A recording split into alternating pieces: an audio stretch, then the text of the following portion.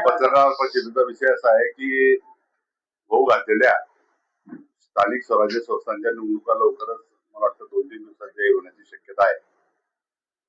आधी नगरपालिका नगरपंचायती या निवडणुका महाराष्ट्रामध्ये पार पडतील.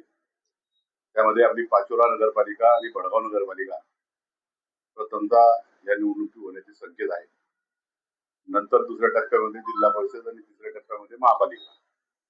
या पार्श्वभूमीवर पूर्वतयारी म्हणून आम्ही आज आपल्या सगळ्यांना प्रेसच्या माध्यमातून या ठिकाणी विनंती केली की येणाऱ्या 5 नोव्हेंबरला म्हणजे परवा समर्थ लॉन्स सारोळा रोड या ठिकाणी भारतीय जनता पक्ष पाचोरा तालुका शहर यांचा एक मेळावा त्या ठिकाणी आपले महाराष्ट्राचे नेते आणि मंत्री गिरीश भाऊ महाजन, खासदार स्मिताताई वाघ, आमदार मंगेशजी चव्हाण यांच्या आणि जिल्हाध्यक्ष राधेश्यामजी चौधरी यांच्या प्रमुख उपस्थितीमध्ये पाचोरा शहर आणि पाचोरा तालुक्याचा भव्य असा भारतीय जनता पक्षाचा मेळावा या निवडणुकीच्या पार्श्वभूमीवर होणार आहे.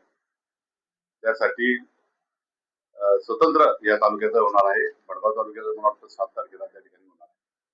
आणि म्हणून आपल्या माध्यमातून आम्ही जाहीर आवाहन करतो की या मेळाव्याला कार्यकर्त्यांनी जनतेने मोठ्या संख्येने उपस्थित राहावं ही विनंती आम्ही या ठिकाणी करतो. काल परवा आमदारांचा वाढदिवस झाला, त्यांना आमच्या शुभेच्छा आहेतच, परंतु त्यांनी परवा बेतालपणे मी असेल, ज्या वैशालीताई असतील, अमोल भाऊ शिंदे, प्रताप नाना भाऊ वगैरे सगळ्या मंडळीवर बेछूट काही असे आरोप केलेले आहेत.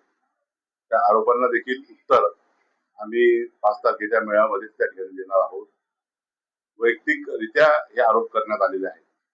वास्तविक नगरपालिकेची निवडणूक आता होऊ घातलेली आहे. निवडणुकीच्या काळामध्ये आरोप प्रत्यारोप होतील, पण त्या आरोपांमध्ये काही तथ्य असलं पाहिजे.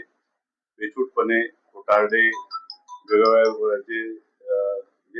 काही विषय नसताना काहींना अमोल भाऊंना किंवा प्रताप नानूंना आम्हाला काहीतरी जोडून एक मनोरंजन त्या मेळाव्यामध्ये करण्याचा प्रयत्न आमदारांनी त्या ठिकाणी केलेला आहे. आणि म्हणून त्याचं उत्तर देखील सगळे नेते मंडळी आपल्या भाषणातून 5 तारखेला होणाऱ्या मेळाव्यामध्ये आम्ही त्यांना देऊ. आपल्याला विनंती आहे की आपण सगळे पत्रकार बांधव आणि आपल्या माध्यमातून पाचोरा तालुक्यातील व शहरातील कार्यकर्त्यांना आम्ही विनंती करत आहोत की या मेळाव्याला आपण सगळ्यांनी उपस्थित राहावं. सकाळी 10 वाजता मेळाव्याला सुरुवात होईल. साधारणतः 2 वाजता हा मेळावा संपेल. एवढंच आव्हान आपल्या माध्यमातून